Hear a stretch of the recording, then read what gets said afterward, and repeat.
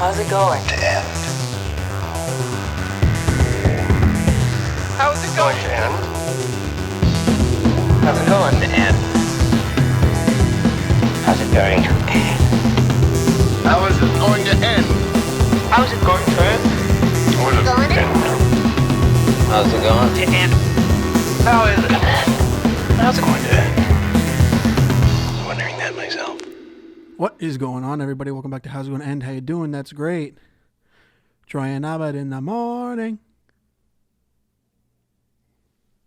If you're just listening, I have a Troy and Abed in the morning mug. So if you want to see it physically, pop over to the YouTube channel, Comedian in Cinema, and you can watch the podcast. If you're listening, you're missing out on this awesome mug. I'll just say that. What's going on, everybody? I was right. That's the first thing I'm going to talk about, is I was right. The only way for a Joker 2 to be interesting at all and hop the barrier of unnecessary sequels, which we all know it is if they do something just fucking batshit creative. And it was announced, not confirmed, but, you know, I guess at this point, if it doesn't turn out this way, people are going to be disappointed. It was announced that Lady Gaga is in early talks to play Harley Quinn, and Joker 2 is set to be a musical, apparently, which, fuck yeah. That's amazing. That's a perfect fucking idea. If you're making a sequel off of something that was so critically and financially successful, it's so easy to go down the same, formulaic route. But this seems like it's going to be really, really interesting. And I'm very, very excited. I was very subdued last week at the idea of a sequel, just because it's like, who gives a fuck, right? A Joker sequel isn't necessarily interesting until you bring in something just ridiculously, stupidly creative. And that's what this is. A musical, which, in the last week, there have been like 5 projects announced that they're going to be musicals. So now that's a whole other thing. Joker 2, Looney Tunes movie, a Smurfs movie, and now The Boys, episode 5, is a musical, apparently. These guys don't know how to not stay topical. It's pretty fucking crazy how topical The Boys is. When it comes to just every level, even right down to Charlize Theron playing a fucking cameo role. If you haven't seen The Boys season 3 yet, it's been 5 weeks since the start of... No, it hasn't. It's been 3 or 4 weeks since the start of the season. This will be out on the day of episode 5, so, but in the first episode, Charlize Theron plays Stormfront in the movie version in Dawn of the Seven. And she also plays some fucking character in the end of Doctor Strange, which is like so funny. They perfectly satire Marvel in such a beautiful way. Marvel and like big budget blockbusters and huge franchise IP movies, and they do such a good job. I just wish that they were able to criticize Amazon as well as they criticize Disney, But I guess that's not going to happen.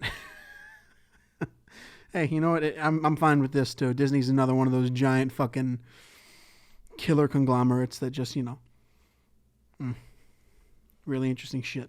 But yeah, Joker 2. I'm more excited than ever. I think this is going to be something interesting. You're gonna have Arthur in the asylum. You can have Gaga play a fucking... We're going to be able to see the seduction. You know what I mean? Because the whole thing with the Joker is that he seduces Harley. He kind of lures her over and manipulates her and this is going to be so good. I'm so excited. And the fact that it's a musical is they're just going to be batshit. They're just going to be fucking crazy. And they're going to be singing songs to each other and dancing around in a fucking asylum. And it's going to be like a classic fucking weird, morbid, mad love story. I'm so excited. This is going to be so good. Hot damn. There's gonna be some good shit.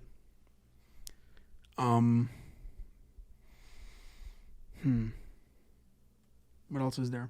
There's actually a ton of shit. I actually have a bunch of notes this time, guys. I do want to talk about this. It just relates to Star Wars. I'm not going to talk about Star Wars as much as I did last week.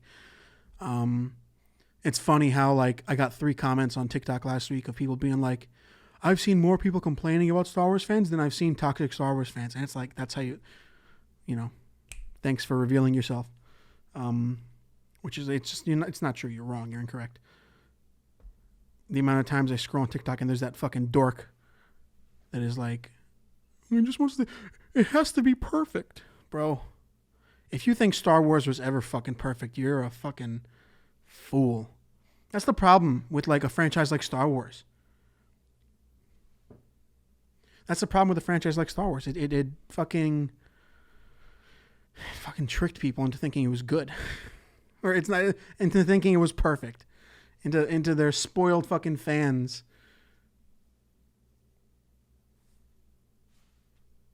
I don't know. Spoiled fans thinking that like, oh, it has to be perfect. Since fucking when was Star Wars ever perfect? Star Wars has been messy, a messy, janky fucking sci-fi opera. That's it. That's all it has to be. It has to be dramatic and it has to have lasers. That's it. And it's so funny how people switch up on the Obi-Wan show as soon as they see an old Anakin. Interesting. Oh, it's almost like you find out exactly what they wanted from the show is just rehashed shit and no new original storylines. Fucking dorks. Unfucking believable. There's that other guy who was saying there's no such thing as a toxic Star Wars fan, and then he deleted his fucking tweet. I don't know his fucking name, but he's got a ridiculous following. And then it cuts to a clip of him on TikTok going, let's fucking go, when they see fucking Hayden Christensen in his Padawan stupid-ass braid. You deserve nothing. It's unbelievable. It's unbelievable how right I can be and also still be an asshole. But I guess the asshole part is the more important part. I don't know, man. Oh my god, dude. I saw Jurassic World Dominion and holy shit. Holy shit. Hold on. Hey Siri, turn off low power mode. Okay. I've turned up. Thank you. Jurassic World Dominion is awful. It's terrible. It's not the good send-off for the franchise. But hopefully they fucking stop. Hopefully they fucking stop with this shit. Jesus Christ. Fucking terrible. I did a whole video, like a minute long video on it because I don't want to talk about it any longer than that. But Jesus Christ. I mean, it's not even what it's supposed to be. You know what I mean? Like these fucking new movies now that kind of touch on shit from 20 years ago and 30, 40 years ago. It's not even that. Like, a perfect antithesis to this is Ghostbusters Afterlife. That one brought all the fucking old gang back and, and that whole thing, which is another phenomenon that it seems to be ending because what else can they fucking do it with? But in Ghostbusters Afterlife, there's an interesting story. There's new characters. It's fun. And that's it. And that's what these Jurassic Park movies should have been, and they're so fucking not, and they're so messy and lazy. And they're it's like the 5th time that we've seen characters from 20, 30 years ago because we're so scared of now that we're running to the fucking past. Let's see, hold on. Okay, we got Star Wars, has been doing it since 2015, bringing Han Solo and all those motherfuckers back. Spider-Man did it. In No Way Home, Ghostbusters, Jurassic World, and what else? I guess Top Gun counts, but Top Gun is also a good movie. Top Gun Maverick is like an actual... It's a commercial for the U.S. military, but it's also a good movie. If you don't ever intend on enlisting to the military... it's a fine movie, It's much better than like all these other, what do you call them now, requels? I guess Scream does that. Scream did that too, but Scream was also good too, the new one. Oh, perfect segue. We can talk about Scream 6 and all that shit going on. Not shit, really. It's actually not terrible. The only annoying part is Neve Campbell is not returning, which is disappointing. She's fucking Sydney. How do you not pay her all the money? I think she said in a statement that they didn't come to her with a number that met her significance, which is like, dude, how the fuck do you not... It's like going to Jamie Lee Curtis for Halloween and going, that's a shame. But you know, whatever. I guess they make up for that by having it come to New York. Scream 6 is going to take place in New York. Hopefully it's not like Jason Takes Manhattan. Hopefully it's actually, I don't know, it utilizes the fucking actual city.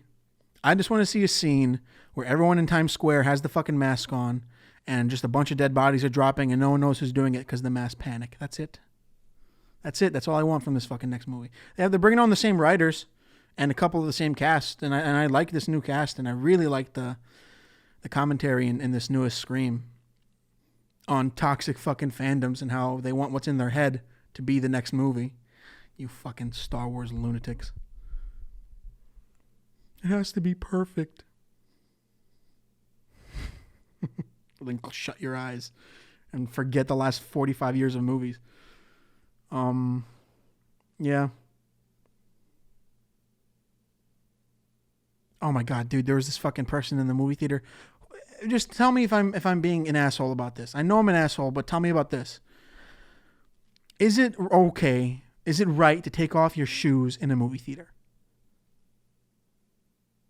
What kind of fucking beast of a human pops off their shoes in the movie theater? And it's recliner seats so I can see your fucking socks. And I can smell your fucking socks. What's the matter with you?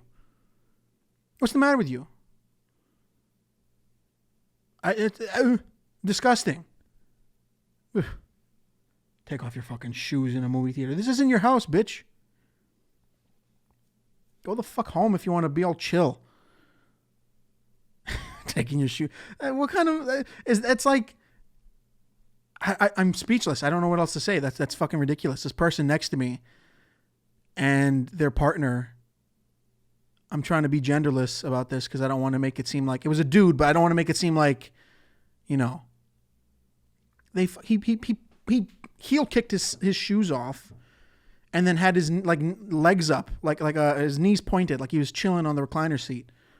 And I'm like, dude, you're right there. I can smell your fucking feet. I didn't say that because I don't want to cause any shit. It could be a dude, bro. What, bro? I don't want to deal with that shit. Could be an alpha. You know those self-proclaimed alphas? Ugh. What, bro? Don't take your shoes off. If you take your shoes off in a movie theater, we cut your feet off. How about that? No feet. No feet for you. If you take your shoes off in a movie theater, same for people who chew their ice from their drink in a movie theater. Where do you think you are? You're in a movie theater with people. You're not home, fella. Chewing your ice. I fucking hope to be as comfortable as that person, as the person that takes their shoes off and chews the ice from their drink in a movie theater. Fucking lunatics, I swear to God. I'm the only sane one person. Ugh. Ew. Fucking gross. Just awful. What are some other fucking awful movie habits that people do? Texting and talking is like a basic one. That one at this point, you can kind of phase through it. Something about seeing this dude next to me pop his shoes off. I feel like a trauma victim. Jesus Christ. And I think that was for Maverick. That wasn't for Dominion. Dominion sucked solely off the movie. No bad theater experience. Oh, man.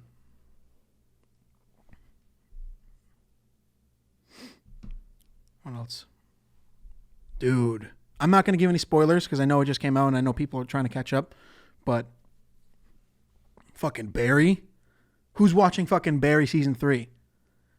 God damn. Bill Hader.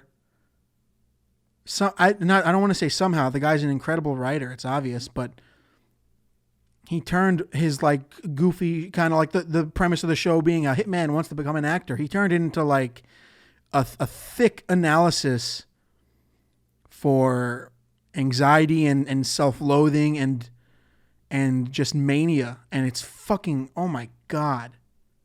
He's created one of the best shows in television history. 3 seasons, and he's already done it. Season 1 and 2 were phenomenal. Increasingly better with each season. And then with season 3, it's like a punch in the fucking nose. And I think, just to be sure, I think season 4 is being worked on. Yeah, season 4, he's working on it right now. Holy shit. What a fucking show, man. This guy knows what he's fucking doing. I don't even know. I saw someone the other day talk about the what's the word? The competition between Better Call Saul and Breaking Bad, and the idea that Better Call Saul is a better show than Breaking Bad, which it is. And that's not a slight on Breaking Bad. Obviously, people take that shit too personal, and they want to suddenly push down on Better Call Saul. And it's like it's an infinitely better show in every aspect, and that's because of Breaking Bad. You know what I mean? It's like every show following The Sopranos in that third golden age, where The Sopranos came in and flipped the script completely, changed the game in terms of drama television, and everyone gets the benefit from that. Every show following The Sopranos benefited from this new ground, this new like paved ground by The Sopranos. And that's the same thing with Better Call Saul and Breaking Bad. Breaking Bad came in and in its own right changed the fucking game. It is a GOAT. It is a greatest of all time certified. And then you have Better Call Saul come, and you have Vince Gilligan and Peter Gould, the writers, the showrunners, are able to improve upon themselves. And it's one of those things where you have these guys, holy shit, they come on and they take everything they learned from since 2008. Right, 2008, yeah. And they just improve upon it infinitely. And then Better Call Saul gets the benefit from that. It's fucking amazing. There's no need to get defensive about it. I think that a lot of people, or at least people that like, I was just old enough that when Breaking Bad was in season 4 is when I binged all of 1 through 3 on Netflix, because I wasn't fucking old enough for it at that time. I was in 2008, it came out. Netflix, it came out. I went on to Netflix in 2012, 13, just before the finale. And then I was able to watch the finale episode by episode. But I'm thinking about people that watched it since 2008, since before, since when AMC was like a rinky-dink fucking show. AMC did Mad Men and Breaking Bad, and then that really gave them their fucking name when it comes to drama television. And they didn't, in 2010 they did The Walking Dead, which is just, a fucking disgrace of a fucking show. And now they're doing like 3 different spinoffs. Speaking of fucking dead show spinoffs, holy shit. I just saw this. I walked out of this movie earlier. I walked out of a fucking movie theater earlier, and they're making a Jon Snow series? A sequel series? What?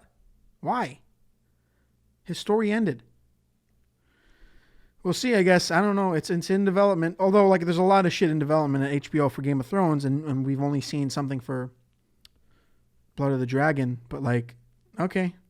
That's a horrifying example of a show that just completely obliterated its, like, cultural impact by ending in such a sour way. And now anything that comes after. I'm excited for Blood of the Dragon because I read the Fire and Blood book that R.R. Martin put out. It's basically like a textbook of the Targaryens and all that shit. And it's actually really interesting to see him not write from a first person point of view, but from several like third and like eyewitness account things. It's really interesting, actually. It's really cool. So I'm excited for that show because they're going to go through that history of the Targaryens. But this Jon Snow sequel, I don't know if I'm exactly interested. Just because it's like, I was content with his story ending where it ended in the show. He goes off and he lives that fucking life and he dies. But like, what else comes after that? If they come up with something interesting, then I'm down. But I don't know. I'm cautious at this point. See, like, I don't give a shit. Like, it's possible familiar characters will show up. Like, I don't give a fuck if Sansa and Arya show up. Their stories are perfectly bookended at the end of that awful finale. You don't got to do that. God, no, people just can't come up with fucking new shit, because the only shit that makes any money is new shit talking about old shit. Yeah, like, this is, God, there's too many fucking spin-offs now. It's House of the Dragon, which I can be okay with. That's 200 years before the original series, so that's plenty of time to do anything new. And then they have the Tales of Dunk and Egg, which is like pretty recent history, which I don't give a fuck about. And now they're doing this Jon Snow one, and it's like, dude, who cares? Who cares? Because his story's over, and I'm surprised he signed up for it. He talked about how he had severe mental health issues after finishing the show. I guess he's healthier now. I think it's, newest addition to the set, to the podcast set. If you're listening, check out YouTube, because I want to show you this. The best character in Star Wars. Not Grogu. Migs Mayfeld, right here, baby.